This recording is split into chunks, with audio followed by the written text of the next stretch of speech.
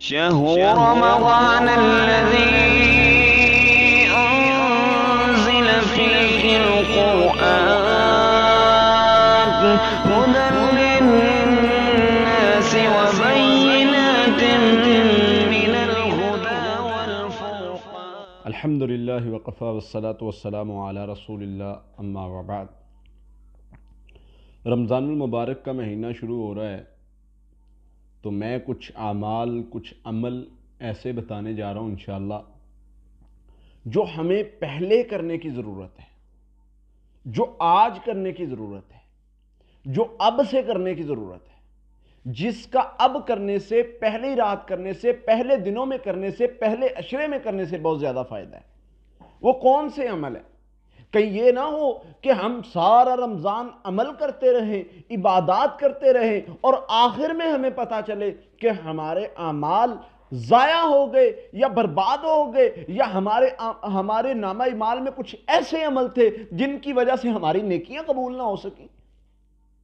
تو اس لیے پہلے دنوں میں، پہلی راتوں میں، پہلی رات میں ہم نے ایک ایسا عمل کرنا ہے جس سے سارا رمضان ہمیں فائدہ ہو، جس سے سارا رمضان کی نیکیوں میں ہماری اضافہ ہو.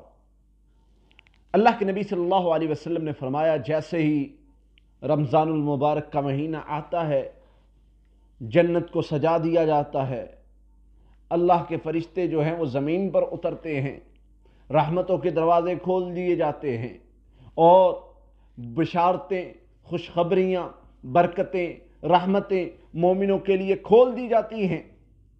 اور آقا علیہ السلام نے فرمایا اس دن جب رمضان کا شروع ہوتا ہے شیاطین کو باندھ دیا جاتا ہے، جکڑ دیا جاتا ہے.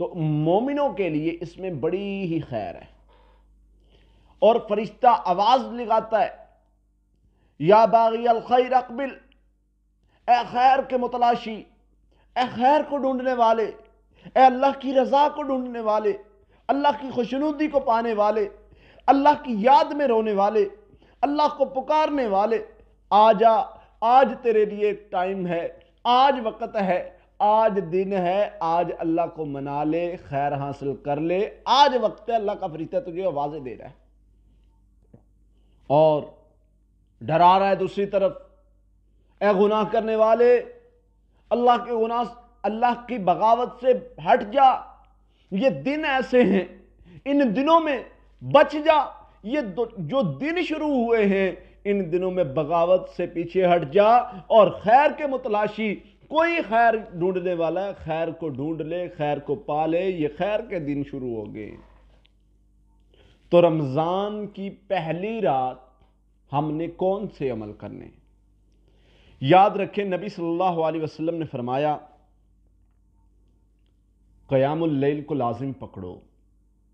پہلی رات ہم نے قیام اللیل لازمی کرنا ہے.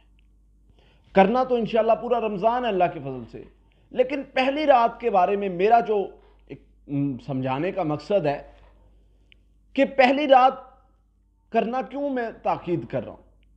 اللہ کے نبی صلی اللہ علیہ وسلم نے فرمایا قیام اللیل کو لازم پکڑو. اس کا کیا مقصد ہے؟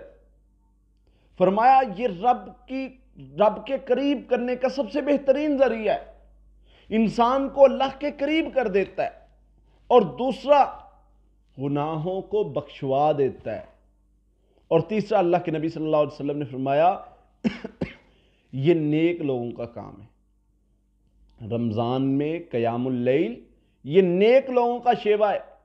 تو نیک لوگوں میں شمار ہونا چاہتے ہیں، اللہ سے اپنے گناہوں کی بخشش کروانا چاہتے ہیں اور اللہ کے قریب ہونا چاہتے ہیں تو قیام اللیل کو اپنا رات کا معمول بنا لیں.